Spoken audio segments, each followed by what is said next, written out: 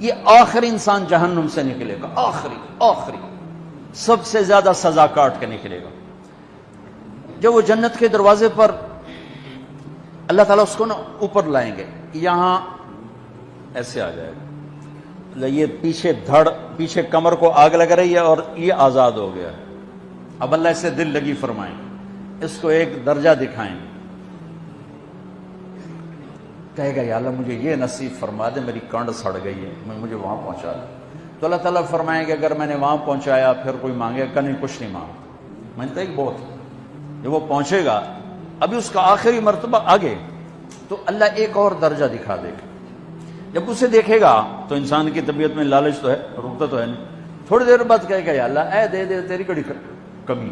تو اللہ تعالیٰ کہیں گے پھر اور مانگے گا، نہیں بالکل نہیں مانگتا، تو اللہ تعالیٰ وہاں پہنچا دے، پھر ایک اور دکھا دے گا، تھوڑی دیر تو صبر کرے گا، پھر کہے گا یا اللہ کوئی گل نہیں، اے دے تیری ان کا گھٹ ہے، اور مانگے نہیں بالکل تیری عزت کی قسم۔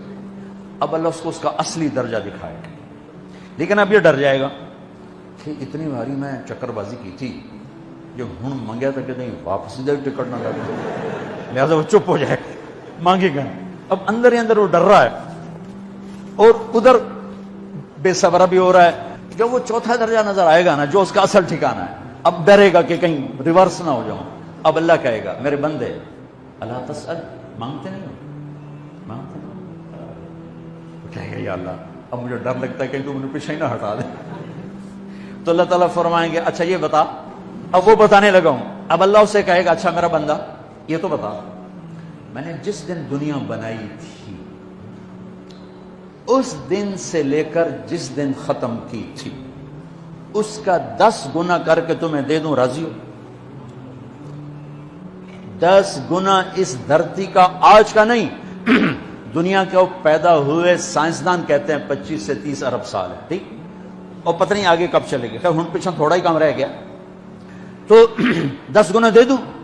وہ اس کو یقین نہیں آئے گا، بے یقینی میں کہے گا یا اللہ ربو کے ہاسا کیتی جانا میرے نال ہاسا نہ کر۔ تو اللہ کہے گا میں ہاسا نہیں کر رہا، میں سچی مر، چل اب یہ داخل ہوگا، اور جب دروازہ کھلے گا اور نوکر کو دیکھے گا تو یوں سر جھکائے گا، وہ کہے گا میرے آقا کیا ہوا؟ کہے گا تم فرشتے نہیں؟ کہ نہیں میں تو آپ کا نوکر ہوں، اور میرے جیسے 80,000 نوکر ہیں آپ۔ تھوڑی دور چلے گا تو ایک نور کی چمک اٹھے گی، تو سجدے میں سر اپنے آپ کو سجدے میں گرائے گا، وہ پھر کہے گا میرے آقا یہ آپ کیا کر رہے ہیں؟ وہ کہے گا یہ سامنے جو نور ہے یہ میرے اللہ کا نور ہے، میں اللہ کو سجدہ کر رہا ہوں۔ کہے گا یہ آپ کے اللہ کا نور نہیں ہے، یہ آپ کے گھر کی روشنیاں ہیں، لائٹنگ۔ آگے چلے گا تو قالین آ جائے گا، اس قالین پر کتنا چلنے کا ہے یہ زمانہ، 40 سال چلتا جائے گا تو تب جا کے وہ قالین ختم ہوگا۔ 40 سال دنیا کے، وہاں تو 4 سیکنڈ میں اسے طے کرے گا۔